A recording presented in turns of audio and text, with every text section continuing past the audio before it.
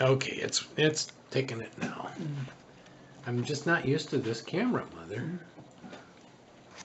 I think, yeah. At least the lighting was a little better. That's the best I got. I know. Oh, that's a little better. It throws a little bit more light on your face.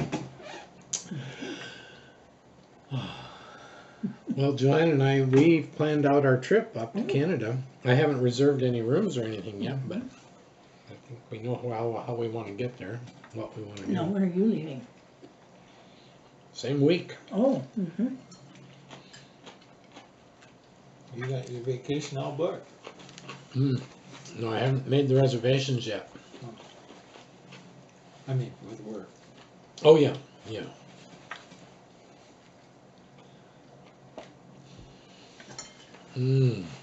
Good sandwich, Mom. I'm glad you like it. What kind of animal died? Pork tenderloin. Pig.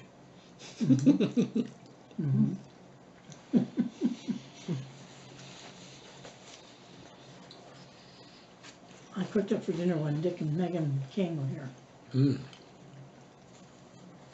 Sunday night. Got your floors all dried. Huh?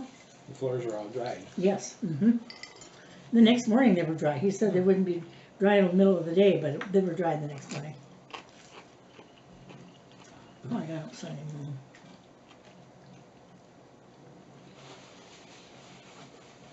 Yeah, if you'd have come on that really hot day, they'd have been dried in a few hours probably. Hmm? If you'd have come on that really hot day, Mhm, it yeah. probably would have been dried Oh, in a few yeah. hours. Yeah. I know. Yeah. So, Mom, I was thinking, or wondering if you'd mind telling us about how you worked on the farm, how you helped Grandpa with the machinery and all that, and I think you also had to help Grandma with the cooking and meals.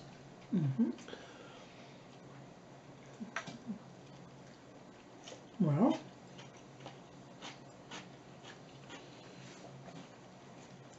I had to get up at 5:30 in the morning and milk cows, you know, because we did milk quite a few cows. How many cows? Well, depending on, you know, Mm-hmm. how many milkers they had. Sometimes 10, sometimes more. Oh, really? That many? Oh, yeah.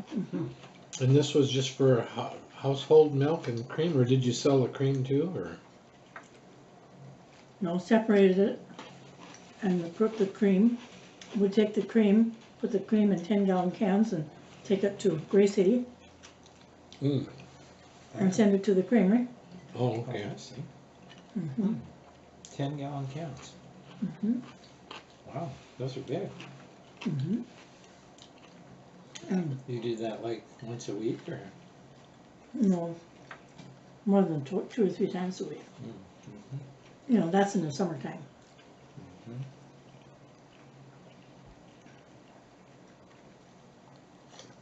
And they kept it in the basement, you know, because it was like a root cellar, you know. Mm-hmm. Mm. Kept it cool.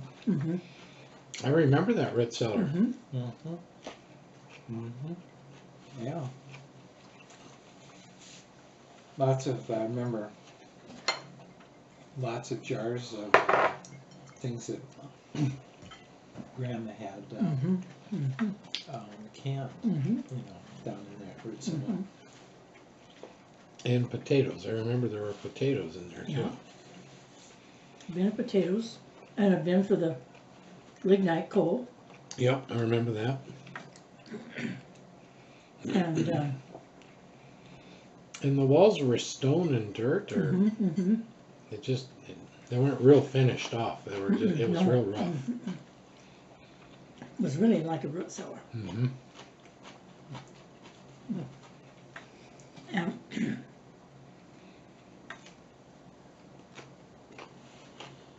but I just had to do everything like a man would, you know. Everything. So when well, tell us about how they used to harvest the wheat. I know when when I was doing it, of course they had machinery, but they didn't have a lot of the machinery when you were young and working on the farm. You actually had to put the grain up in shocks, I think Oh, you yeah. called them. Yeah, we shocked. They cut the grain with the binder, Mm-hmm. and then we'd have to go behind and shock it. So it wasn't even windrowed. You'd have to go pick it up. Mm-hmm. Mm.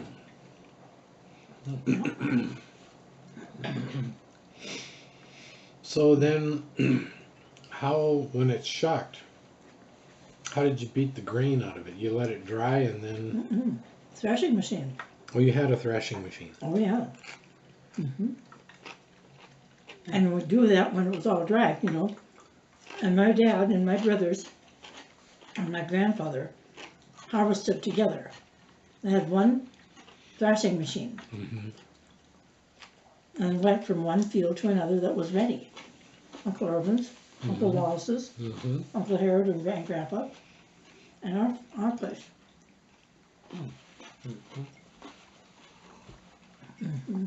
But a thrashing machine sat in one place. Mm-hmm.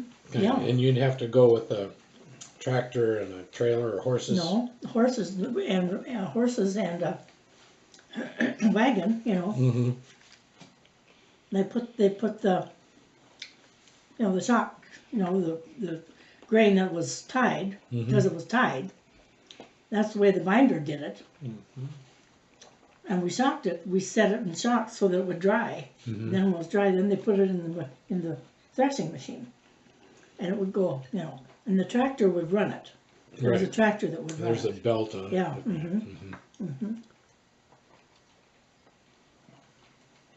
Yeah. So if I'm picturing that right, you said the binder that would like tie the grain up in bundles or Yes. something? And then drop it. And then you would like stick them upright so they're sticking Yes. up in the air? Then we'd have to go pick them up. We'd put one here in the middle and one, you know, so it was Leaning against each then other. you have to hold each other up. So So it they, made a teepee. Kind of, yeah. and they dried out better that way than laying on the ground. And then did somebody come and they pick up all of those bundles and then carry them to the thrashing machine, is that it? And then just throw them They in? had the horses with the wagon, and they filled the wagon, Mhm. and they rolled the wagon up to the thrashing machine, and I never had to do that. And then somebody there. I was always in the house helping my mother or my aunt's cook during thrashing time. Because I helped Aunt Thelma. And I helped my mother. Now Thelma, that's Uncle Irvin's wife? And she wasn't crippled at that time though? Or Beginning to was be. she? Well, she was crippled. Beginning to be crippled. Not as much as she was. But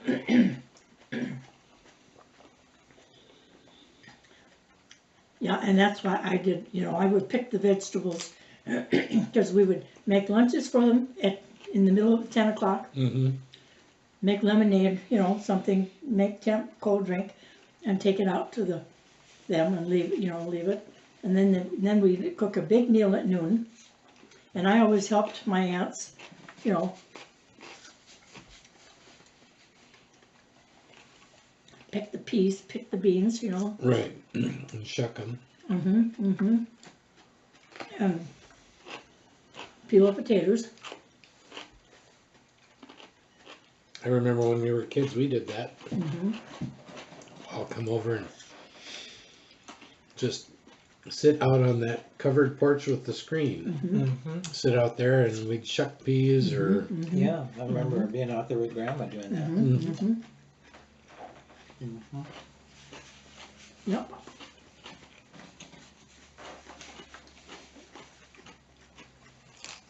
Did they have any hired hands during the summertime, or was it just We everybody got together? usually had a hired man during the harvesting. Because see, I didn't drive the wagons, you know. And I didn't lift the the shocks up onto the wagon or onto the, Mhm. because I was always helping in the house Right. with cooking. So, the binder, was that drawn by the tractor or was that drawn by horses? Horses. It was horses Uh-huh. also. In fact, I seeded the grain with horses. When my dad had broken his collarbone, he was riding the horse to bring the horses up. And he was getting ready to, seed. Mm-hmm. And, what was that? Oh, yeah. That was when he was going out to get the horses for harvesting. Mhm.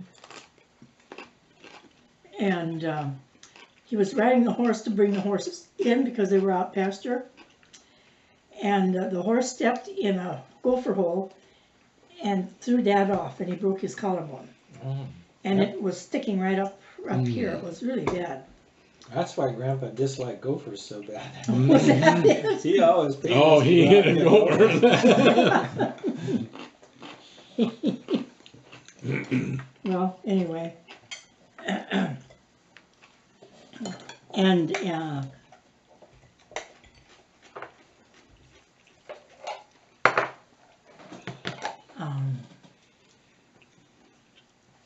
and I always helped with the haying too, you know.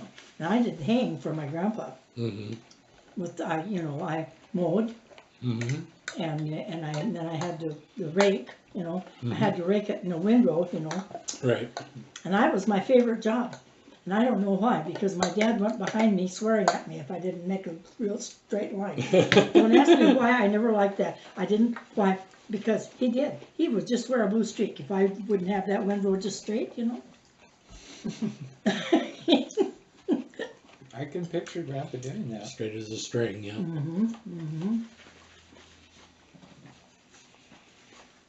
So when Grandpa was recovering from his broken collarbone, then you were running the team of horses that planted the crop. Yes, the next spring. Then? There was some Dad drove the tractor, and I drove the horses to seed to seed the grain. And it was I don't know, drill. It was a drill, I was Yeah. gonna say. Uh-huh. And I'd run out of it, and I wouldn't notice it, you know. That was the weedest crop my dad ever had, but he never once complained. If I would not see